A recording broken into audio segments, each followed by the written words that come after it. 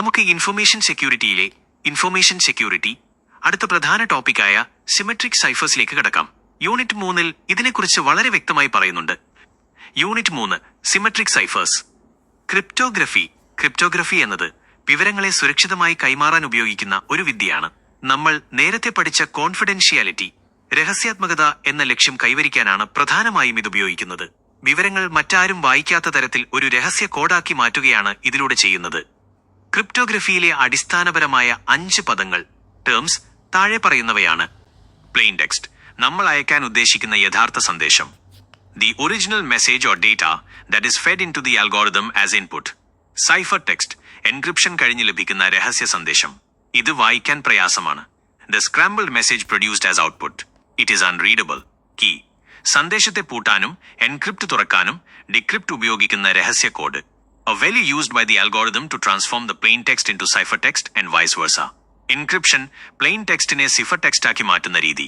The process of converting plain text into ciphertext. Decryption, ciphertextine തിരികെ plain text ആക്കി മാറ്റുന്ന രീതി. The process of restoring ciphertext back to its original plain text. ഈ പാഠത്തിന്റെ പേര് symmetric സൈഫേഴ്സ് എന്നാണ്. ഇതിന്റെ പ്രത്യേകത എന്താണെന്നറിയാമോ? സന്ദേശം അയക്കുന്ന ആളും സെൻഡർ അത് സ്വീകരിക്കുന്ന ആളും റിസീവർ ഒരേ രഹസ്യ കീ, സെയിം സീക്രട്ട് കീ തന്നെയാണ് ഉപയോഗിക്കുന്നത്. ഒരു പെട്ടിയെ ഒരേ താക്കോൽ ഉപയോഗിച്ച് പൂട്ടുകയും തുറക്കുകയും ചെയ്യുന്നത് പോലെയാണിത്. നമുക്കിതിന്റെ പ്രവർത്തനം ഒന്ന് ചിന്തിച്ചു നോക്കാം. ഒരാൾക്കൊരു സന്ദേശം അയക്കുമ്പോൾ അത് ഹാക്കർമാർ കാണാതിരിക്കാൻ ആദ്യം പ്ലെയിൻ ടെക്സ്റ്റ് എന്താക്കി മാറ്റണം? ഒന്ന് പറഞ്ഞു നോക്കാമോ? ഇതിനുശേഷം നമുക്ക് സബ്സ്റ്റിറ്റ്യൂഷൻ രീതികളിലേക്ക് കടക്കാം. സന്ദേശം അയക്കുന്ന ആൾ ആദ്യം ചെയ്യുന്നത് തന്റെ കൈവശമുള്ള പ്ലെയിൻ ടെക്സ്റ്റിനെ യഥാർത്ഥ സന്ദേശം ഒരു എൻക്രിപ്ഷൻ അൽഗോറിതം ഉപയോഗിച്ച് മാറ്റവരുത്തുകയാണ്. ഇതിനായി അദ്ദേഹം ഒരു സീക്രട്ട് കീ, രഹസ്യ കീ കൂടി ഉപയോഗിക്കുന്നു. ഇതിന്റെ ഫലമായി സന്ദേശം സൈഫർ ടെക്സ്റ്റായി മാറുന്നു. ഈ സൈഫർ ടെക്സ്റ്റാണ് വഴിയിൽ ഹാക്കർമാർ കണ്ടാലും മനസ്സിലാകാത്ത രഹസ്യ സന്ദേശം. ഇത് സ്വീകർത്താവിന് ലഭിക്കുമ്പോൾ അദ്ദേഹം തന്റെ കൈവശമുള്ള അതേ രഹസ്യ കീ ഉപയോഗിച്ച് ഡിക്രിപ്ഷൻ അൽഗോറിതം വഴി അതിനെ വീണ്ടും പഴയ പോലെ പ്ലെയിൻ ടെക്സ്റ്റ് ആക്കി മാറ്റുന്നു. നമുക്ക് സബ്സ്റ്റിറ്റ്യൂഷൻ രീതികൾ വിശദമായി നോക്കാം. ക്രിപ്റ്റോഗ്രഫിയിലെ ഏറ്റവും പഴയതും രസകരവുമായ രീതികളിൽ ഒന്നാണിത്. ഈ രീതിയിൽ പ്ലെയിൻ ടെക്സ്റ്റ് ഓരോ അക്ഷരത്തിനും അല്ലെങ്കിൽ അക്ഷരക്കൂട്ടങ്ങൾക്കും പകരം മറ്റ് അക്ഷരങ്ങളോ അക്കങ്ങളോ ചിഹ്നങ്ങളോ ഉപയോഗിക്കുന്നു. അതായത് സന്ദേശത്തിലെ അക്ഷരങ്ങളെ മാറ്റി പ്രതിഷ്ഠിക്കുകയാണ് ഇവിടെ ചെയ്യുന്നത്. ഒന്ന്, സീസർ സൈഫർ. ഇതൊരു ഷിഫ്റ്റ് സൈഫർ ആണ്. ഇതിൽ ഓരോ അക്ഷരത്തെയും ഒരു നിശ്ചിത എണ്ണം സ്ഥാനങ്ങൾ മുന്നോട്ടോ പിന്നോട്ടോ നീക്കുന്നു. In this method, each letter in the plain text is replaced by a letter some fixed number of positions down the alphabet. Example, key സമം 3 ആണെന്ന് കരുതുക. Plain text attack. Cipher text DWWDFN A കഴിഞ്ഞു 3 സ്ഥാനങ്ങൾ മുന്നോട്ട് പോയാൽ D ലഭിക്കും. 2. Mono alphabetic cipher. ഇവിടെ plain ടെക്സ്റ്റിലെ ഓരോ അക്ഷരത്തിനും പകരമായി ഉപയോഗിക്കാൻ ഒരു നിശ്ചിത അക്ഷരം അക്ഷരമാലയിൽ നിന്ന് തന്നെ തിരഞ്ഞെടുക്കുന്നു. ഇത് സന്ദേശം മുഴുവൻ ഒരേപോലെ തുടരും. A fixed substitution is used for each letter of the alphabet throughout the entire message. It is more secure than Caesar cipher because the key space is much larger. Example, നമ്മൾ A സമം Q, B സമം W, C സമം E, D സമം R എന്നിങ്ങനെ ഒരു ക്രമം നിശ്ചയിക്കുന്നു. Plain text bad, cipher text WQR. 3. Playfair cipher. അക്ഷരങ്ങളെ ജോഡികളായി പെയർസ് എടുത്ത് ഒരു 5x5 ഗ്രിഡ് മാട്രിക്സ് ഉപയോഗിച്ച് എൻക്രിപ്റ്റ് ചെയ്യുന്ന രീതിയാണിത്. It treats pairs of letters, digraphs, as single units and uses a 5x5 matrix of letters created using a keyword. Example, hello എന്ന വാക്കിനെ he, LX, LO എന്നിങ്ങനെ ജോഡികളാക്കുന്നു. ഒരേ അക്ഷരങ്ങൾ വന്നാൽ X പോലെ ഒരു ഫില്ലർ അക്ഷരം ചേർക്കും. 4. Hill cipher.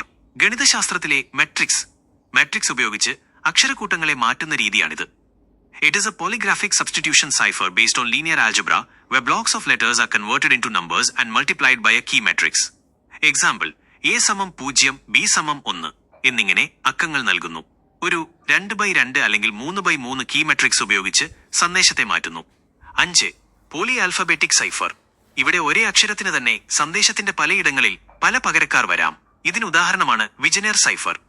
It uses multiple substitution alphabets, meaning the same plain text letter can be mapped to different ciphertext letters depending on its position.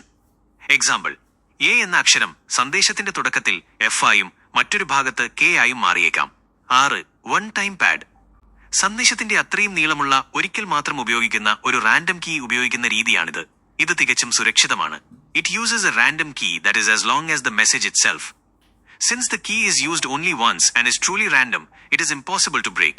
Example, സന്ദേശം 5 അക്ഷരമാണെങ്കിൽ കീയും 5 വ്യത്യസ്ത റാൻഡം അക്ഷരങ്ങളായിരിക്കും. ഇനി നമുക്ക് സീസർ സൈഫറും മോണോ ആൽഫബറ്റിക് സൈഫറും തമ്മിലുള്ള പ്രധാന വ്യത്യാസമൊന്ന് ആലോചിച്ച് നോക്കാം. കേസർ സിഫറിൽ എ കഴിഞ്ഞാൽ 3 സ്ഥാനങ്ങൾ മാറ്റി ഡി എന്ന് നിശ്ചയിച്ചാൽ സന്ദേശത്തിലെ എല്ലാ അക്ഷരങ്ങളും ആ 3 എന്ന ക്രമത്തിൽ തന്നെയായിരിക്കും മാറുന്നത്. എന്നാൽ മോണോ ആൽഫബറ്റിക്കിൽ ഓരോ അക്ഷരത്തിനും എ മുതൽ ഇസ് വരെ ഇഷ്ടമുള്ള അക്ഷരങ്ങളെ പകരമായി നിശ്ചയിക്കാം. നമുക്ക് ട്രാൻസ്പോസിഷൻ സൈഫേഴ്സ്, ട്രാൻസ്പോസിഷൻ സിഫറുകൾ വിശദമായി നോക്കാം. സബ്സ്റ്റിറ്റ്യൂഷൻ രീതികളിൽ നിന്ന് വ്യത്യസ്തമായി ഇവിടെ അക്ഷരങ്ങളെ മാറ്റുന്നില്ല, പകരം അവയുടെ സ്ഥാനം, പൊസിഷൻ മാറ്റുകയാണ് ചെയ്യുന്നത്. അക്ഷരങ്ങൾ അവിടെ തന്നെ ഉണ്ടാകും, പക്ഷേ അവ ക്രമം തെറ്റിച്ചു വെച്ചിരിക്കുന്നത് കൊണ്ട് സന്ദേശം വായിക്കാൻ കഴിയില്ല. ഇതിലെ 2 പ്രധാന രീതികൾ നമുക്ക് ഉദാഹരണ സഹിതം നോക്കാം. 1. കീലെസ് ട്രാൻസ്പോസിഷൻ, കീ ഇല്ലാത്ത രീതി. ഇതിൽ ഏറ്റവും ലളിതമായ ഒന്നാണ് റെയിൽ ഫെൻസ് സൈഫർ. സന്ദേശത്തിലെ അക്ഷരങ്ങളെ സിഗ്സാഗ് രീതിയിൽ 2 വരികളിലായി എഴുതി പിന്നീട് ഓരോ വരിയായി വായിച്ചാണ് ഇത് തയ്യാറാക്കുന്നത്. ഉദാഹരണം, മീറ്റ് മീ എന്ന സന്ദേശം നോക്കാം. വരി 1 M.E M. വരി 2 E cipher text MEMETE. 2. Keyed transposition, key ഉപയോഗിച്ചുള്ള രീതി. ഇവിടെ നമ്മൾ ഒരു കീ ഉപയോഗിച്ച് അക്ഷരങ്ങളെ വരികളായും കോളങ്ങളായും ക്രമീകരിക്കുന്നു. ഇതിനെ റോ ട്രാൻസ്പോസിഷൻ സൈഫർ എന്നും വിളിക്കാറുണ്ട്. ഉദാഹരണം, നമുക്കിത് ഘട്ടം ഘട്ടമായി സ്റ്റെപ്പ് ബൈ സ്റ്റെപ്പ് ചെയ്തു നോക്കാം. ഇതിൽ സന്ദേശത്തിന്റെ അക്ഷരങ്ങൾ മാറുന്നില്ല, പകരം അവയുടെ സ്ഥാനം, പൊസിഷൻ മാറുകയാണ് ചെയ്യുന്നത്. ഘട്ടം 1. ഗ്രിഡ് തയ്യാറാക്കുക. നമ്മുടെ കീ ഹാക്കാണ്. ഇതിൽ 4 അക്ഷരങ്ങളാണുള്ളത്. അതിനാൽ നമ്മൾ 4 കോളങ്ങളുള്ള ഒരു ഗ്രിഡ് ഉണ്ടാക്കണം. സന്ദേശത്തിലെ ഓരോ അക്ഷരവും വരികളായി റോസ് ഇതിലെഴുതാം. സന്ദേശം തികയാതെ വന്നാൽ അവസാനം ഇക്സ് ചേർക്കാം. ഘട്ടം 2.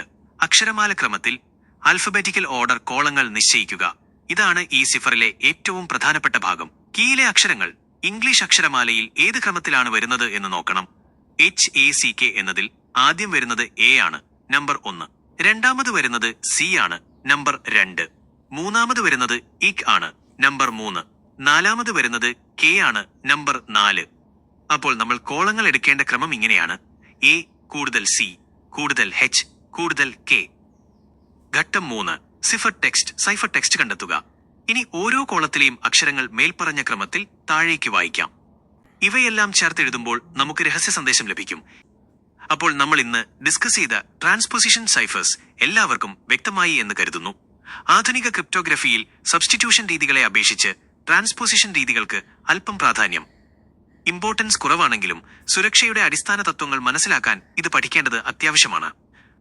എന്നാൽ പരീക്ഷയ്ക്കും മറ്റും തയ്യാറെടുക്കുമ്പോൾ substitution techniques, Caesar, Playfair, Hill cipher പോലുള്ളവ കൂടുതൽ ശ്രദ്ധയോടെയും ആഴത്തിലും പഠിക്കാൻ പ്രത്യേകം ശ്രദ്ധിക്കുമല്ലോ.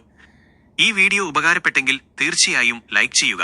മറക്കാതെ സബ്സ്ക്രൈബ് ചെയ്യുക. എങ്കിൽ മാത്രമേ ഇനിയുള്ള ക്ലാസുകളും വീഡിയോകളും നിങ്ങൾക്ക് കൃത്യമായി ലഭിക്കുകയുള്ളൂ.